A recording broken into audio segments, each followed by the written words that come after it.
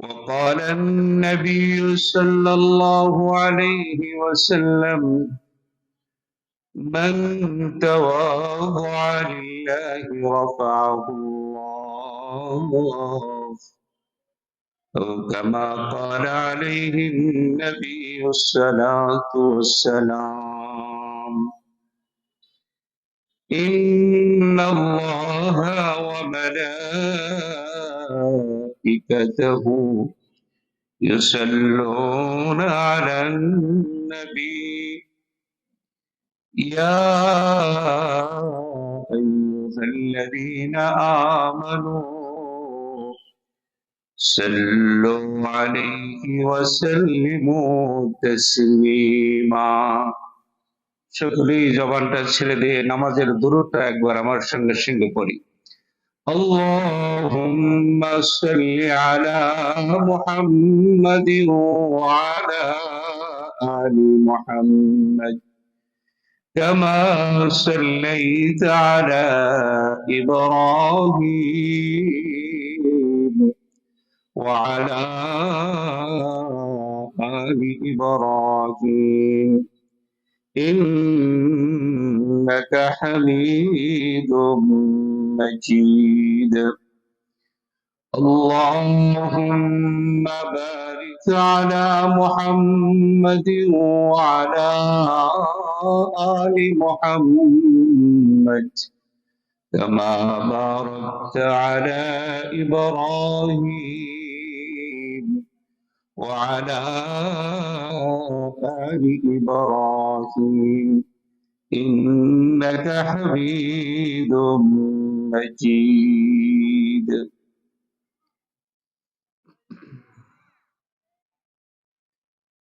সমাজ সকল মানুষের জন্য একটি ইসলামী মূল্যবোধ সম্পন্ন সমাজ কল্যাণমূলক সংগঠন। এরই উদ্যোগে আজকের ওয়াজ ও দোয়ার মাহফিল, আজকের ওয়াজ ও দোয়ার মাহফিলের সম্মানিত সভাপতি এবং দূর দূরান্ত থেকে যারা দ্বীনি মাহফিলে উপস্থিত হয়েছেন, মুরব্বিয়ানে কেরাম, আশেপাশে পর্দারত অত্যন্ত আবেগ হয়ে যারা নিজ নিজ গৃহ থেকে আওয়াজ শুনছেন, আবেদা জাহেদা শাকেরা মা ও ভগ্নীরা, আল্লাহ পাকের দরবারে শুকরিয়া আদায় করি যে মহান রব্বুল আলামিন হাজিরেবাগ পার্ক তথা আজকের এই সময়ে একটি ওয়াজ ও দোয়ার মাহফিল আয়োজন যারা করেছেন, যাদের উদ্যোগে হয়েছে, যাদের সহযোগিতায় হয়েছে, রব্বুল আলামিন সকলকে কবুল আর মঞ্জুর করে নেন। সবাই বলি আল্লাহুম্মা আমিন। সমাজ পরিবর্তন হতে চলছে। এক সময় মানুষ গান বাজনা, আনন্দ উল্লাস, বিভিন্ন বনভোজন, পিকনিক আয়োজন ইত্যাদি নিয়ে বেশি মানুষ ব্যস্ত থাকত। যুগের পরিবর্তনে আজকে যুব সমাজ তারা হতাশ হয়ে এইবার ফিরতে শুরু করেছে ইসলামের দিকে, এইবার ফিরতে শুরু করেছে ধর্মের দিকে। এইবার তাদের মধ্যে পরিবর্তনের লক্ষ্য দেখা যাচ্ছে। এই শীতকালে প্রতিটি মহল্লায় মহল্লায়, প্রতিটি মসজিদে মসজিদে, মাদ্রাসায় মাদ্রাসায় যুবকেরা আজকে ওয়াজ মাহফিলের আয়োজন করে যাচ্ছে। এটা অত্যন্ত একটা বরকতময় বিষয় এবং এটা একটা সুখবর যে যুবকদের উদ্যোগে আজকে সকল মাহফিল গুলা হচ্ছে। এই মাহফিল গুলা যে হচ্ছে এর জন্য আমরা খুশি না বেজার? আজকে হাজিরাবাদ পার্কে যেখানে সবসময় শারীরিক চর্চা হয়, যেখানে পরলাভ থাকে ভিন্ন কিছু নেই, খেলাধুলা নিয়ে, সেখানে আজকে আল্লাহ এবং আল্লাহ রসুলের কথাগুলো আলোচনা হবে। এটা আমরা খুশি না বেজার? কম না বেশি? আমরা অত্যন্ত খুশি হয়েছি, যেখানে শরীর চর্চা, যেখানে বিভিন্ন খেলাধুলা ইত্যাদি, সেখানে আজকে ওয়াজ মাহফিল, যাদের আয়োজনে এই ওয়াজ মাহফিল আজকে এখানে অনুষ্ঠিত হয়েছে, দোয়া করি রব্বুল আলামিন শেষ পর্যন্ত সুন্দরভাবে এই মাহফিলকে সমাপ্তি করার তৌফিক দান করুন।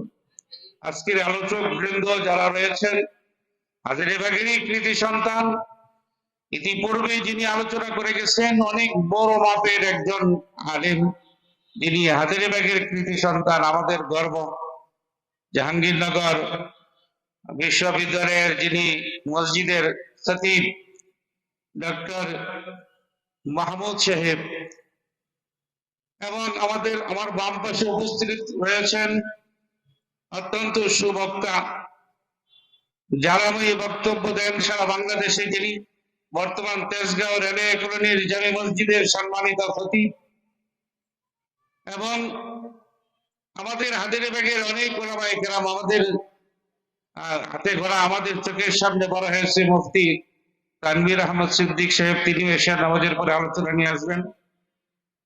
তো আমরা অত্যন্ত খুশি যে আমরা এই সমাজের উদ্যোগে, অর্থাৎ সমাজ নামক এই সংগঠনের উদ্যোগে, আমরা বাইরের থেকে কোনো ওলামায়ে কেরাম না এনে আমরা হাজারীবাগের ওলামায়ে কেরাম, হাজারীবাগ মানুষকে আমরা কিছু দিনই নসিহত শোনাইতে চাই। আপনারা রাজি আছেন তো ইনশাআল্লাহ? এই মাহফিলের শেষ পর্যন্ত আশা করি আপনারা থাকবেন তো। আল্লাহ তাবারক ওয়া তাআলা আমাদের সবাইকে মাহফিলের শেষ পর্যন্ত মুনাজাত করে বাড়িতে যাওয়ার তৌফিক দান করেন। কুরআনুল কারীমের বহুল আলোচিত এমন একটি আয়াত, সূরা নাহলের 90 নম্বর আয়াত আপনাদের সামনে তেলাওয়াত করেছি। ইবনে মাসউদ রাদিয়াল্লাহু তাআলা আনহু ইরশাদ করেন যে কোরআনের এমন একটা আয়াত, যে আয়াত শুধু হাজারীবাগ নয়, তথা গোটা বাংলাদেশ নয়, পাকিস্তান, ইন্ডিয়া নয়, আরব আজম সারা পৃথিবীতে যে আয়াতটা প্রতি জুমার নামাজের সময় এই আয়াতটা পড়লে আমরা বুঝতে পারি যে কিছুক্ষণের মধ্যেই খুতবা সমাপ্তি হতে যাচ্ছে। ইন্নাল্লাহা ইয়া'মুরুকুম বিল আদলি ওয়াল ইহসান ওয়া ইতা'i যিল কুরবা ওয়া ইয়ানহা আনিল ফাহশাই ওয়াল মুনকারি ওয়াল বাগই ইয়া'iযুকুম লা'আল্লাকুম তাযাক্কারুন। এই আয়াতটার সঙ্গে আপনাদের পরিচিত আছে না? প্রতি জুমায়, আজকে জুমা পড়েছেন, আজকের জুমায় এই আয়াতটা শুনেন না আপনারা? শুনেছেন। তাহলে হাজারীবাগ নয়, বাংলাদেশ নয়, সারা পৃথিবীতে আরব আজম একটা আয়াত খুতবার মধ্যে তেলাওয়াত করা হয়। কেন এই আয়াতটা তেলাওয়াত করা হয়? এর বিশ্লেষণ কি? এর ব্যাখ্যা কি? এর কারণ কি? এই কারণটা সম্পর্কে আপনাদের সামনে দু চারটি কথা আলোচনা করতে চাই। ওমা তৌফিকি ইল্লা বিল্লাহ। রব্বুল আলামিন যদি তৌফিক দান করেন, এই একটা আয়াতের উপর আপনাদের সামনে কিছু কথা আলোচনা করতে চাই। আল্লাহ আমাকেও এবং আপনাদেরকেও আমল করার তৌফিক দান করেন বলেন আমিন। তাহলে বিষয়বস্তুটা আমরা বুঝতে পারছি যে আয়াতটা এতটা গুরুত্বপূর্ণ আয়াত। ইবনে মাসউদ রাদিয়াল্লাহু তাআলা আনহু বলেন, কোরআনের এই আয়াত এমন একটি আয়াত, আজমাউ আয়াতিল কুরআন,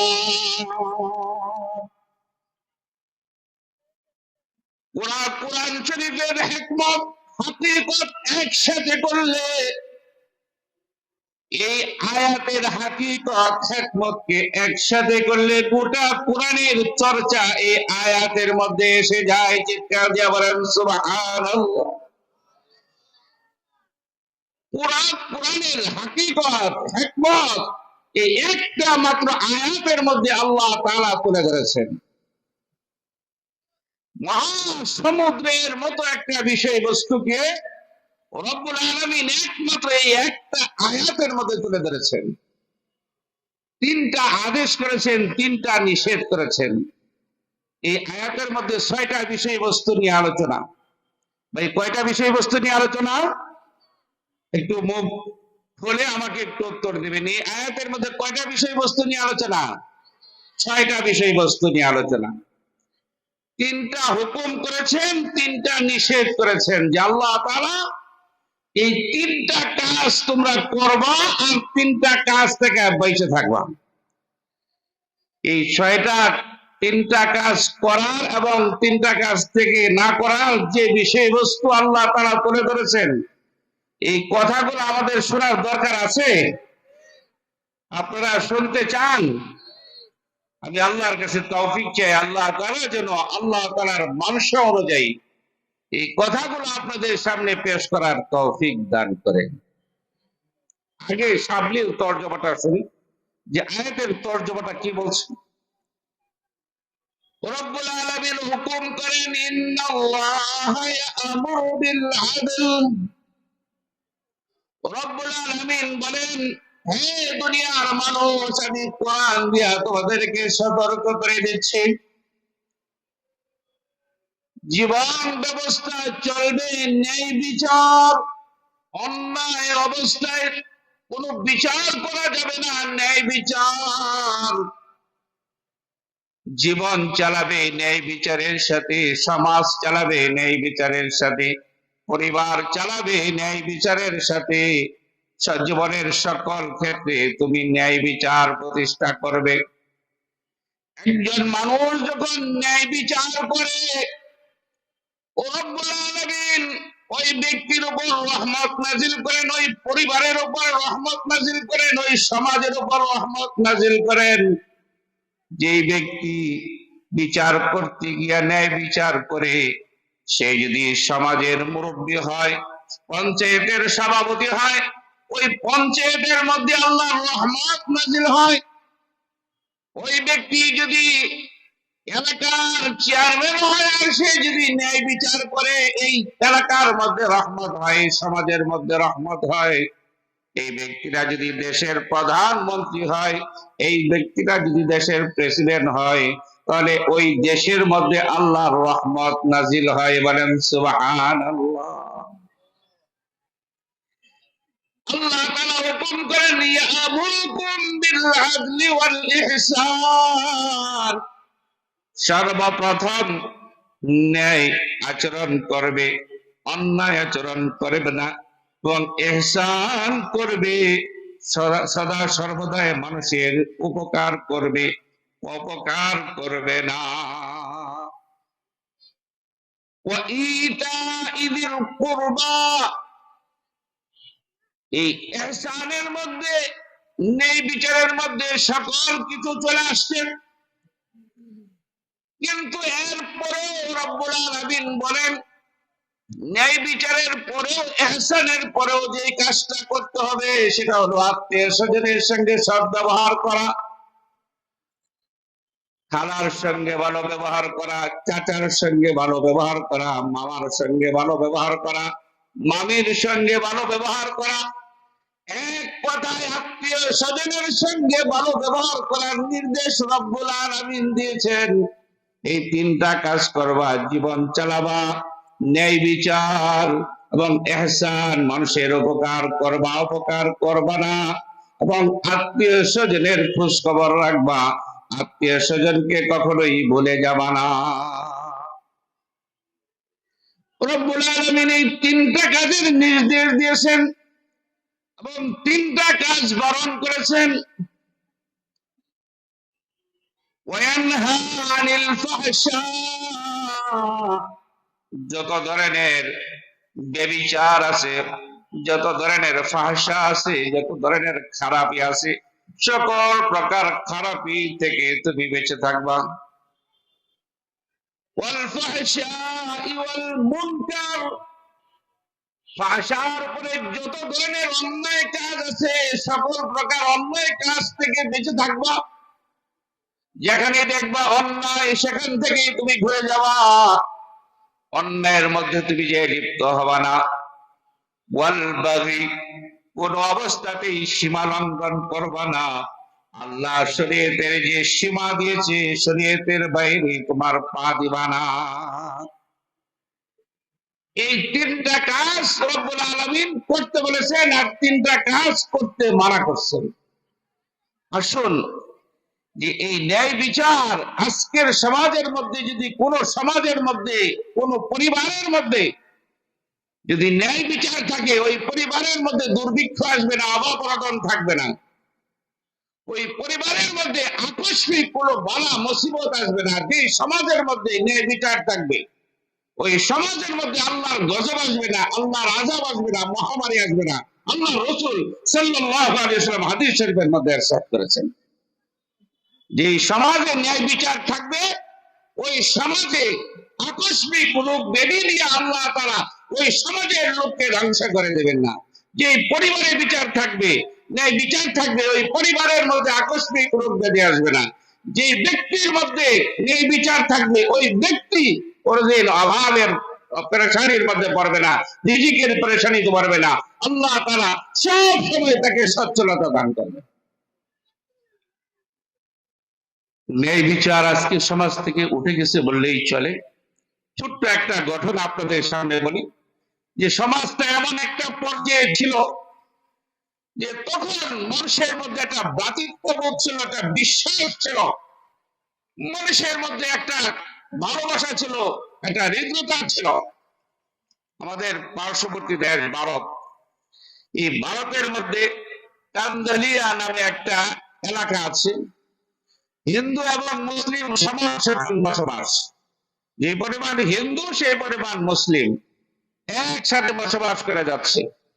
হঠাৎ করে দুইটা ঘরের মধ্যে, দুইটা পরিবারের মধ্যে ঝগড়ার সৃষ্টি হয়ে গেল। একজন হিন্দু এবং একজন মুসলমান। হিন্দু বলতেছে জায়গাটা আমার, মুসলমান বলে জায়গাটা আমার। আস্তে আস্তে কিছু সংখ্যক লোক জোট বেঁধে গেল। হিন্দুদের মধ্যে কিছু সংখ্যক লোক এটা বলে যে এটা এই জায়গা, একটু কেওয়াজ আছে, কাগজপত্র একটু জামার আছে, তোমার বাপ দাদার জায়গা, তুমি দাবি করো, এটার মধ্যে আমরা মন্দির বানাবো। মুসলমানের পক্ষ নিয়ে কিছু সংখ্যক লোক এসে বলে যে এই জায়গাটা তোমরা দাবি করো, এই জায়গাটার মধ্যে যদি তুমি দাবি করো এই যে আমরা আছি, এটা আমরা এখানে মসজিদ বানাবো। হিন্দুদের দাবি কি? মন্দির বানাইবো। আর মুসলমানের দাবি কি? মসজিদ বানাইবো। একটু বলেন, মুখটা ফেলে কথা বলেন, কথা না বুঝলে। হিন্দুদের দাবি কি? মন্দির বানাইবো। আর মুসলমানের দাবি কি? মসজিদ বানাইবো। লাগছে কেচাল, খুব জোরে সুরে হাঙ্গামা দাঙ্গামা মারামারি হয়ে যাবে যাবে ভাব বুদ্ধি করা কোর্টে মামলা করে দিয়েছে, যেটা কোর্ট ফয়সালা দেবে, জজ ফয়সালা দেবে। এটা জায়গা কার, কাগজপত্র দিয়ে এটা কোর্ট থেকে ফয়সালা দেবে। জজ সাহেব হিন্দু, এখন কোর্ট থেকে ফয়সালা আসতেছে, যে বিচারক সে বিচক্ষণ লোক, সে দেখলো যে আমি যেদিকেই রায় দিই রক্তের বন্যা বয়ে যাবে, এখানে এখানে মানুষের মধ্যে খুনাখুনি হানাহানি মারামারি হবে। তো কোন মীমাংসার রাস্তা খুঁজে বের করা যায়নি। দুই পক্ষকে কোর্টে দেখেছে, বলে তোমাদের মধ্যে মীমাংসার একটা রাস্তা তোমরা বের করো, যাতে করে আমরা তোমাদেরকে এমন একটা রায় দিতে পারি যে রায়টা উভয় পক্ষে তোমরা মেনে যাবা।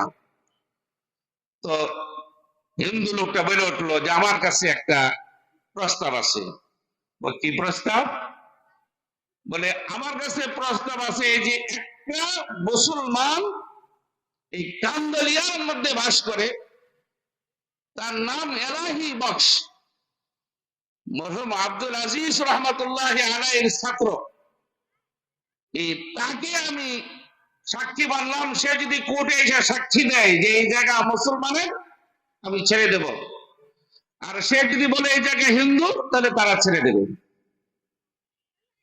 মুসলমান খুশিতে বাঘ বাঘ, যে এমন এক লোকের কথা বলছে যে মুসলমানের নাম হিন্দুর সাক্ষী চাইছে, হিন্দু মুসলমানের আলেমের সাক্ষী চাইছে। মুসলমান খুশিতে বাঘ বাঘ, আলেম সাহেব এরা সাক্ষী দেবে, যেখানে এটা মুসলমানের এটা মসজিদ হয়ে যাবে। বালি দিবে, মনে মনে প্রস্তুত মসজিদ বানাইবার লেখা। যখন কোর্টের থেকে বের হয়ে আসছে, আসলে পরে হিন্দুরা বলতেছে, মিয়া মামলা তো কি করছো, মামলা তো হাইরা গেছো। বলে কিভাবে? মুসলমানকে তুমি সাক্ষী বানিয়েছো, মুসলমানের আলেমকে। মুসলমানের আলেম কি হিন্দুদের পক্ষে সাক্ষী দিবে? হিন্দু বলে না না, আমি বুঝে শিরা বানাইছি। এমন এক ব্যক্তি মুসলমানের এলাহি বক্স, জীবনে কোনোদিন দেখি নাই কোনো মিথ্যা কথা বলতে, মিথ্যা সাক্ষ্য দিতে।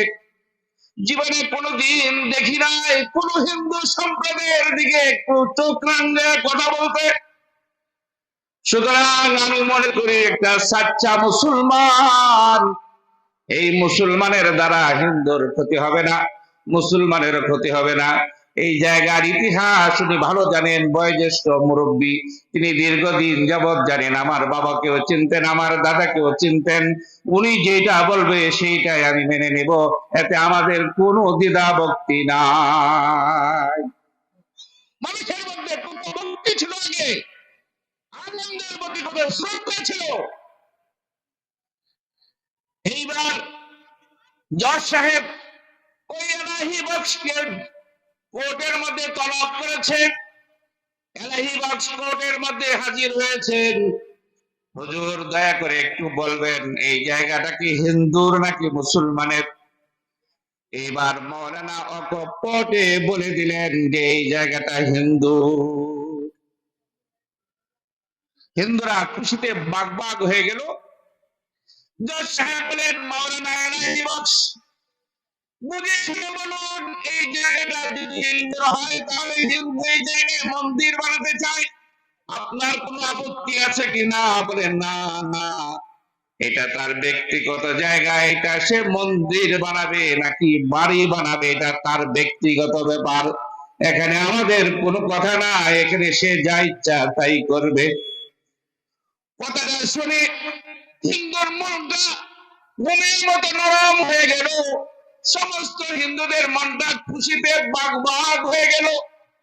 জজ সাহেব রায় লিখতেছেন যে এই জায়গা হিন্দুর কোর্টে মুসলিম পরাজয় বরণ করলো, কিন্তু সাথে সাথে একটা রায় আমি লিখে দিলাম, আমি হিন্দু জজ হয়ে। আজকে মুসলমান পরাজয় বরণ করেছে, কিন্তু ইসলাম ধর্ম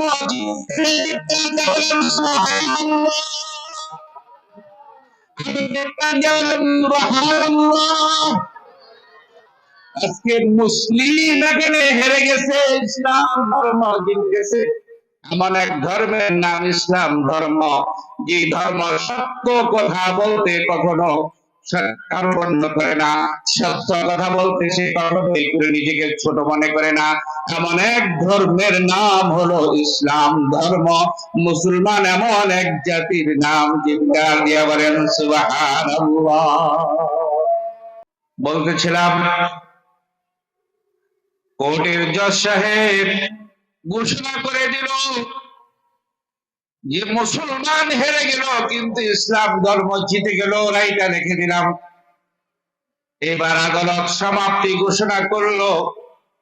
হিন্দু লোকটার অন্তরের মধ্যে এই কথাটা এমন ভাবে তাসির পয়দা হয়ে গেল, এমন একটা প্রভাব তার অন্তরের মধ্যে পড়ে গেল যে মুসলমান আলেম হয়ে সত্য কথা বলে দিল। তাকে জিজ্ঞেস করা হয়েছে মন্দির বানাবে নাকি মসজিদ, মন্দির বানাবে? সে বলে তার ব্যক্তিগত জায়গায় সে মন্দির বানাবে না বাড়ি বানাবে তার ব্যক্তিগত ব্যাপার।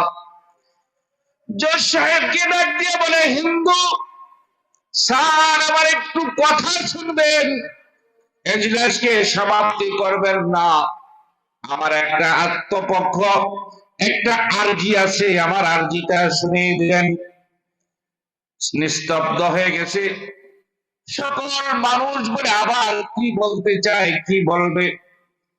এবার হিন্দু দাঁড়িয়ে বলে স্যার, যে ইসলামের জিত হয়েছে, যে ইসলাম জিতে গেছে, আর আমি ঠকে গেছি, আমি রায় পেয়েছি, আমি রায় নিয়ে বাড়িতে যেতে চাই না।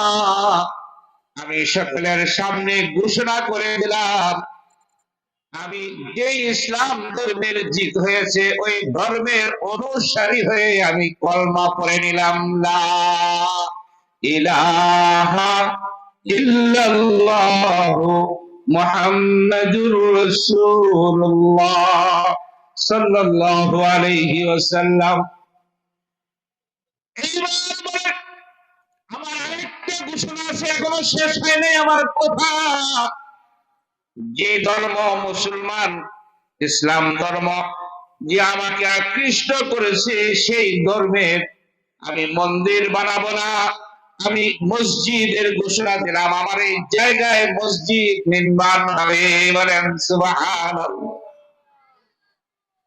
হিন্দু ঘোষণা দিছি আমার এই জায়গায়, আমি মুসলমান হয়ে গেলাম, আর এই জায়গায় মসজিদ বানানোর কথা ছিল, এখানে মসজিদই হবে। আমি মসজিদের জন্য আমার জায়গাকে বাক্য করে দিলাম। হযরত ওমর রাদিয়াল্লাহু তাআলা আনহু মুসলমানাই বাদশাহ ছেলে গ্রেফতার হয়েছে, মুসলমানকে বড় কষ্ট দিয়েছে, মুসলমানকে বড় নির্যাতন করেছে, জুলুম অত্যাচার করেছে। এমন একজন বাদশার ছেলে গ্রেফতার হয়ে হযরত আমিরুল মুমিনিন ওমর রাদিয়াল্লাহু আনহুর কাছে চলে এসেছে। তাকে ধরে নিয়ে আসছি। ওমর রাদিয়াল্লাহু রাগের চোটে খুব উত্তপ্ত হয়ে আছে, মানে না এই মুহূর্তে তার গর্দান কেটে দেওয়ার জন্য। কিন্তু ইসলামের বিধি বিধান আছে, ইসলামের বিধি নিষেধ আছে। কতল করার আগে তাকে কিছু প্রশ্ন সওয়াল জবাব আছে। এইবার জিজ্ঞাসা করেছে, বাবা তোমার কি মনের মধ্যে কোনো আশা আছে, তুমি কি কিছু বলতে চাও?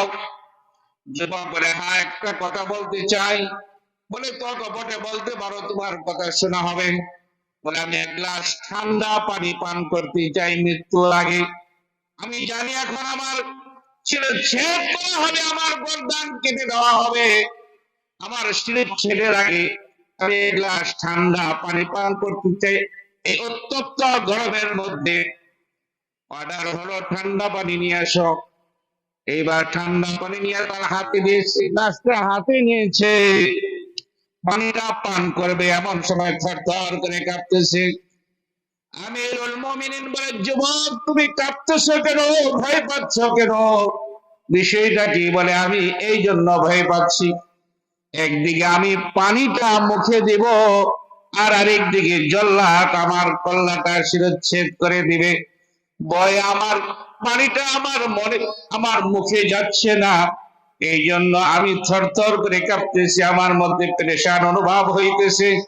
আমিরুল মুমিনিন বলে, কথা দিলাম যতক্ষণ পর্যন্ত তুমি এই গ্লাসের পানিটা পান না করবে, ততক্ষণ পর্যন্ত তোমার শিরচ্ছেদ করা হবে না।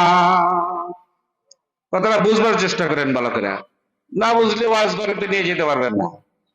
কি বলছে? গ্লাসের পানি যতক্ষণ পর্যন্ত না পান করবে, ততক্ষণ পর্যন্ত তার গলা কাটা হবে না। এবার যুবক পানির বোতলটা, পানির গ্লাসটা মাটির মধ্যে ঢেলে দিয়েছে। আরবের মাটি, শুকনা মাটি, পানিটা সঙ্গে সঙ্গে খেয়ে ফেলেছে, আর একটু পানি অবশিষ্ট নাই। এখন বলেন কি করবেন? এখন আপনি কথা দিচ্ছেন না, আপনি তো কথা দিচ্ছেন এই পানিটা যতক্ষণ পর্যন্ত আমি না খাবো, ততক্ষণ পর্যন্ত আপনি আমার কি করবেন না, কাটবেন না, পানিতে মাটিতে ফেলে দিচ্ছে।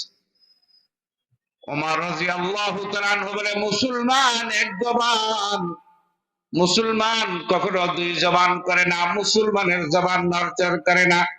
মুসলমান এমন এক জাতির নাম, মুসলমান কথা দিয়া কথা ঠিক রাখে, তার জীবন চলে গেল মুসলমান কথা পাল্টায় না। ঠিক আছে, যেহেতু আমি তোমাকে কথা দিয়েছিলাম, এখন তোমাকে ছেড়ে দিলাম, এখন তুমি যেতে পারো, তোমাকে মুক্ত করে দিলাম। যুবক হাসি দিয়ে দিছে, মৃত্যু থেকে বেঁচে গেছে। এটা জানেন, মৃত্যু থেকে বেঁচে গেছে, একটা হাসি দিয়ে দিছে। ওমর রাদিয়াল্লাহু তাআলা আনহু বলেন, কথা মোতাবেক তোমাকে ছেড়ে দিলাম, তুমি চলে যাও। এইবার যুবক দাঁড়িয়েছে, বলে না না, যে ইসলাম ধর্ম এতটা সুন্দর, যে ইসলাম ধর্মের সমাজের মানুষের চরিত্রটা এতটা সুন্দর, যে ইসলাম ধর্মের বিধি বিধান এতটা সুন্দর, যাকে একবার কথা দেয় যে কথার বরখেলাপ করে না, আমি যেতে চাই না। ওই ধর্মের দীক্ষায় দীক্ষিত হয়ে আমি এই মুহূর্তে কলমা পড়তে চাইলাম, ইলাহা ইল্লাল্লাহু মুহাম্মাদুর রাসূলুল্লাহ সাল্লাল্লাহু আলাইহি ওয়াসাল্লাম। যুবক কলমা পড়ে মুসলমান হয়ে গেছে। আমিরুল মুমিনিন হযরত ওমর রাদিয়াল্লাহু তাআলা আনহু বলেন, যতদিন আমি বেঁচে ছিলাম এই যুবক ইসলামের এত খেদমত করেছে, এই যুবকের সঙ্গে মশওয়ারা করে পরামর্শ করে আমি ইসলাম ধর্মের অনেক কাজ করেছি। চিৎকার দিয়া বলেন সুবহানাল্লাহ। মুসলমানের চরিত্র এমন হওয়া চাই, মুসলমান যা বলবে তা করবে। মুসলমান কোনো অন্যায় করতে পারে না, মুসলমান কোনো গর্হিত কাজ করতে পারে না। যে আয়াত পড়েছিলাম সেই আয়াতের সমাপ্তির দিকে যাচ্ছে। ইন্নাল্লাহা ইয়া'মুরু বিল আদল, আল্লাহ তাআলা হুকুম করেন সর্বপ্রথম তুমি ন্যায় বিচার প্রতিষ্ঠা করবে। ওয়াল ইহসান, তুমি ইহসান করবে সদা সর্বদাই। মানুষের উপরে ইহসান হলো, মিসাল স্বরূপ আপনি একটা গাড়ি ভাড়া করেছেন, রিক্সা ভাড়া করেছেন 50 টাকা, গন্তব্যে যাবেন হাজারীবাগ পার্ক থেকে আজিমপুর বাস স্ট্যান্ড, 50 টাকা ভাড়া তয় হলো। আপনি নামার পরে 50 টাকা দিলেন, এর নাম হলো ইনসাফ। আপনি 49 টাকা দিয়ে বলবেন আর দেব না, এর নাম ইনসাফ নয়। আপনি 50 টাকা দেওয়ার পরে আরো 10টা টাকা তাকে দিয়ে দিলেন, আরো 5টা টাকা তাকে বাড়িয়ে দিলেন, এর নাম হলো ইহসান। লোকটার অন্তর খুশি হয়ে যাবে। আদায় হলো তার চুক্তি পূর্ণ করা, এবং ইহসান হলো তার থেকে কিছু বাড়িয়ে দেওয়া। রব্বুল আলামিন আমাদেরকে আদরের পরে ইহসানের আমল করার তৌফিক দান করুন, বলেন আমিন। ওয়াইতা'i যিল কুরবা, আজকে মার সঙ্গে ছেলের বরদ নাই, ছেলে